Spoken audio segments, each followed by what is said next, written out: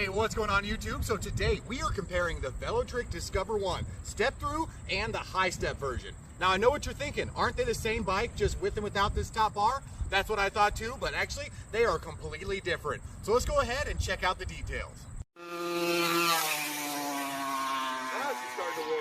Yeah. All right, so if you're new to the channel, thanks for watching. Make sure you hit that subscribe button. So today we're going over the main features and benefits of the step-through version of the Discover 1. Then we're gonna go over the physical differences in between the high step and this guy here. Me and Kayla are going for a nice little ride to show you what these things can do. And then we're going over what I like best about both of these units. So let's go ahead and get right into it. All right, to get the full spec list, make sure you check the link in the description. But here are some notable features and benefits and why you'd buy the Discover 1 here. It has a 500 watt, real torquey motor, a UL certified battery, and I know that's one of the big selling points for this. You know, it's a safe, nice, easy to use UL certified battery and bike itself. Now this one does have 5 levels of pedal assist that actually hook up to the thumb throttle itself, which is really nice because that means you can really dial in the speed where you want it and when you want it. So that's awesome. 5 levels of pedal assist that are connected to a thumb throttle. All right, so these have a nice 3.5 inch, really nice backlit LCD screen that you can definitely see clearly throughout different riding conditions. Now, this one does have full hydraulic brakes, which really in this price range is almost unheard of, and one of the main reasons why you get this bike. Main reasons: the battery and the hydraulic brake. And they have dual 180 millimeter rotors. Definitely gets the stopping power to the ground on these bikes. Discover 1 does have fenders already built in. Like I said, it does have that light on the back, and it does have an optional rack that you can buy on their website for $69.99. Not too bad. All right, now that you know a little bit more about the features and benefits of the Discover 1, let's talk about the actual differences in these two frame styles. So you can see that they are similar, but actually completely different. Right off the bat, you can see the high step does have a nice aggressive look. It does have that top bar, but you can see everything is a little bit different. So I'm gonna put the actual spec differences on the page here that you can see. But one of the main differences, and a couple of the main differences, are that the forks and the seat tube are they're at about 3-degree difference. And you can see it's a little bit laid back on this one compared to a little bit straighter up on this guy here. Now you can see there is an actual difference in the measurement on the seat here and the seat there. You can see this one's substantially lower. All right, so the high step is in fact a little bit longer. So the reach on the step through is right at 380 millimeters, and the reach on the high step is right at 460. So it does require you to lean a little bit forward to get on the high step. Alrighty, and finally, one of the main reasons why these bikes feel completely different when you're riding, besides that seat height, is the actual handlebar selection. So on the high step version, you can see nice, almost straight line handlebars there, a little bit of sweep back.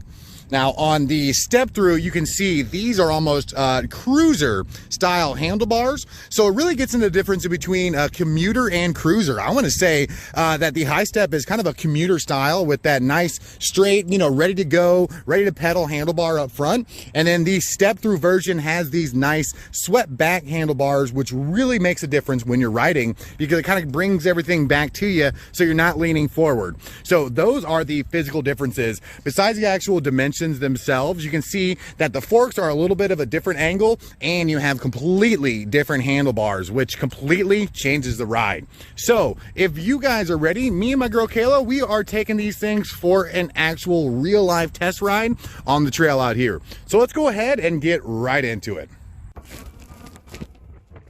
Alrighty, so me and the wife Kayla are taking out to this Velotric Discover 1 today. This is Kayla. This is only your what, second time riding this bike? Yeah, second time today. Not too bad. What's your first impression right off the bat? I love being able just to swing my leg right on and get on the bike. It's not a chore, you know, like it is with most bikes. People my height, being 4'11", it was a smooth, easy, just get on the bike and go. Yeah, I definitely like being able to touch the ground on that one too. I tell you, it's been really hard for us to find a full-size 26-inch tire e-bike that she can still get on relatively easy. Now this one, like we said, she can touch the ground and sit on the seat. Other ones, she literally has to run and jump to get on them, pretty much. And then fall off. So that's one of the, yeah, in fact, yeah, that's kind of what makes some of the other ones dangerous, is the fact that she can't, she has to jump off the bike every time we stop. All right, we're coming up to a hill test here. Not too bad of an incline. Kayla, go for it.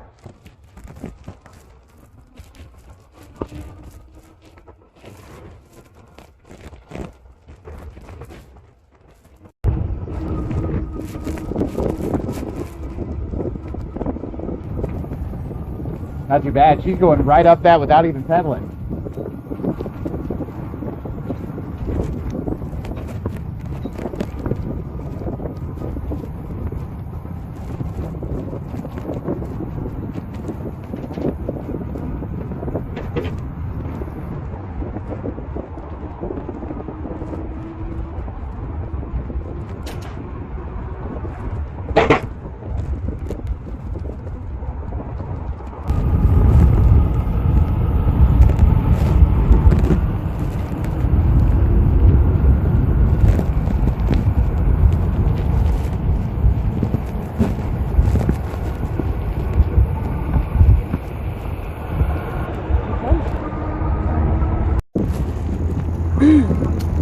And I like that the acceleration is kind of adjustable with the different levels of pedal assist. You know, that really helps out on our trail here with all the different people. I do too, honestly. I didn't like it at first, but I do like the fact that I can choose 5 different levels of throttle assist. All right, good go here.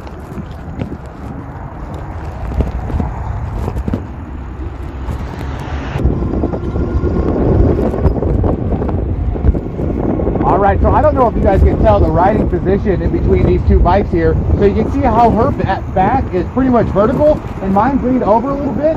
That right there is the difference in these two bikes. Having this one is, you know, definitely, I would say, a commuter style. I can pedal nicely. It's actually not too bad. It's not too far to reach forward. But that one you can see is really a cruising style, cruising comfort style with those nice and swept back handlebars.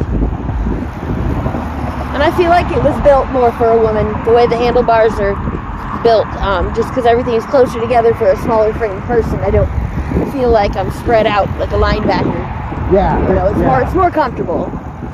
Yeah, those handlebars definitely, I mean, these are a lot wider than that one, it seems. I can tell my hands are a couple inches farther apart, which for somebody with little arms, I'm sure that changes the whole riding feel. It really does, and it helps with the numbness and tingling I get in my hands, and even after a while with some of the other bikes, my wrist wants to lock up, so it's helped a lot. That's one of the main things I've noticed. Yeah, I know her wrist being sore is a big problem with some of the other ones, and I think that's just because leaning forward puts a lot of pressure on the wrist, and on this one, she's had no problem. All right, we're coming up to one of those intersections where being able to touch the ground really it makes the ride a lot safer, riding the Velotric Discover 1. Yeah, it might not seem like a big deal to a lot of people, but being 4'11", it's hard to find a bike that fits me, and it's still an adult bike, and I can touch the ground and feel safe about what I'm doing, especially in these busy intersections. I don't feel like I have to get off and waddle across or hurry up and jump on and then, you know, have the possibility of falling in front of all these cars. Yeah, not too safe having to hop on and hop off every time you stop the bike.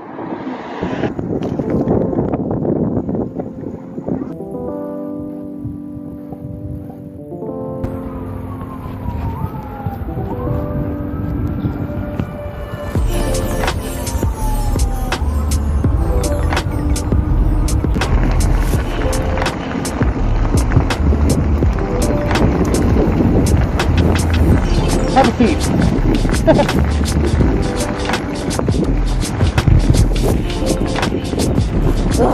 All right, now I know Velotric has another off-road style called the Nomad one, but honestly, that wasn't too bad. Kind of switching from that trail to this gravel. I don't feel unsafe. Do you, by any means? Oh no, I think it's handled everything we've been through pretty dang well. The mud, the gravel, the sticks, and you know, leaves and all that stuff. Wet grass.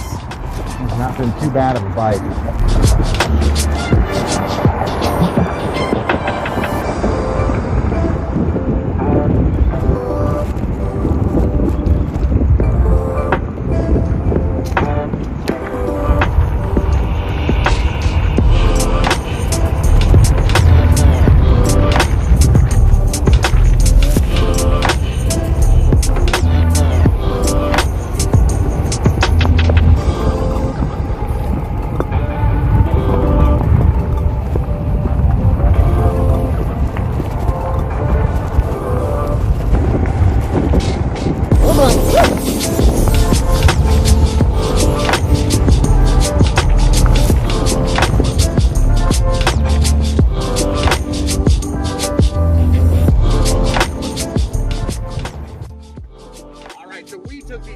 way out into the country here.